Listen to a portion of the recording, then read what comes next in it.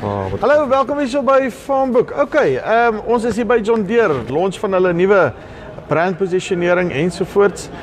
Believing greater, glo in meer. So ek hou van meer finansiering, dis waarvan ek hou. So ek praat hier met Antois. Hy gaan my 'n bietjie vertel hoe sien hulle finansiering nou in die toekoms, hoe loop die dinge en hoe gaan dit jou baat?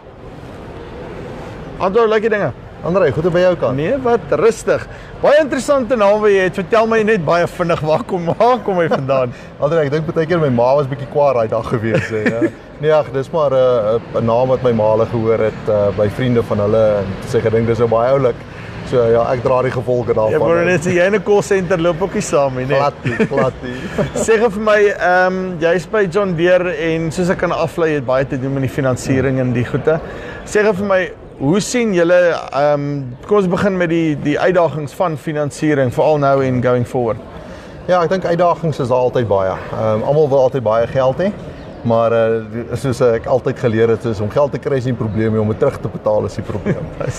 Ek dink daar's verskeie uitdagings wat ons het. Ek dink kommersiële boere op hierdie stadium in sekere dele van ons land wat deur droogtes en so gegaan het, wat se balansstate redelik begin sweet het as gevolg van jaar op jaar se verliese aan inkomstes. Ek dink dit is vir hulle moeilik om nog addisionele finansiering te gaan kry. Ek dink ook dan as ons kyk na ons kleiner boere, is 'n groot probleem vir hulle om finansiering in die hande te kan kry. Hulle het nie grond. Hulle het nie. Die tradisionele maniere van finansiering pas nie in by hoe hulle geld nodig het nie. So ek dink daar's baie uitdagings aan finansiering op hierdie stadium. Mense het nie die toegang tot finansiering wat ons graag sou wil sien nie, om mense te kan help om doeltreffend te kan mekaniseer nie. Nou maar hoe kom julle as John Deere nou na die party toe? Verduidelik my net die oplossing, ek wil dit graag hoor. Ja, ek dink John Deere Financial, ons enigste rede hoekom ons bestaan is om dit vir boere bekostigbaar te maak om finansiering, om ons toerusting te kan kry deur finansiering. So ja, wat ons maar basies doen is ons gaan help boere deur die alliansies wat ons vorm met finansiële instellings, gaan help ons boere om makliker toegang te kan kry tot finansiering. Ek dink ook wat belangrik is ons leer ook van reg oor die wêreld, want John Deere Financial is versprei reg oor die wêreld. Ons geleer by ander dele in die wêreld hoe doen hulle finansiering. Dan bring ons daai inligting hiernatoe en daai kennis hiernatoe en ons gaan probeer daai produkte amper Africanize. Ons probeer dit in Afrika inbring en meer geskik maak vir Afrika. Die volgende vraag wat jy my gevra is, wat se voorbeelde is daar? Hierkoop.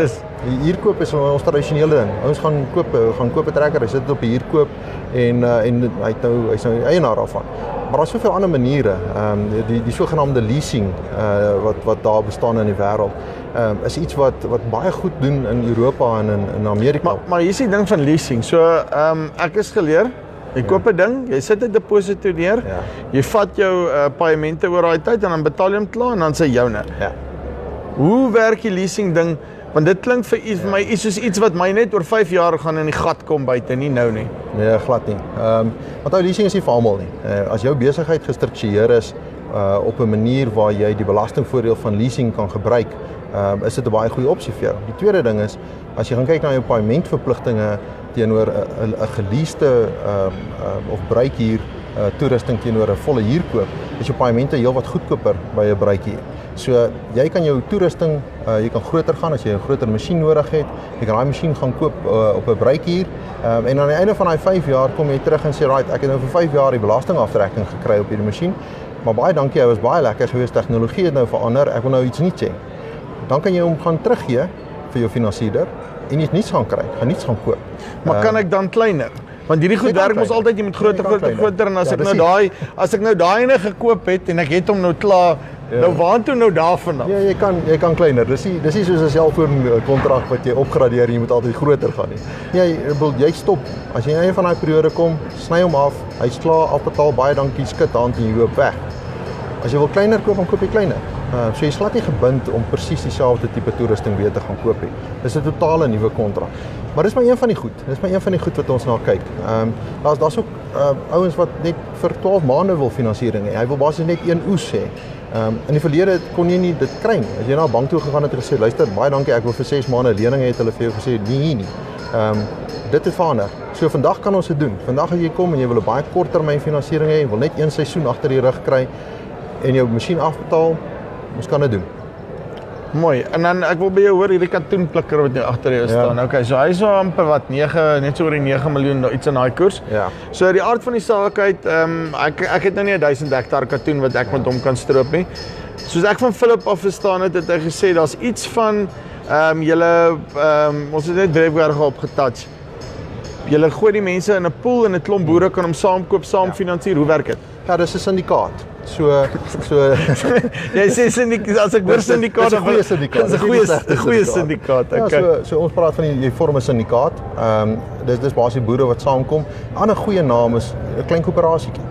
5, 6 ouens kom bymekaar en hulle vorm 'n besigheid wat 'n koopbesigheid gaan wees.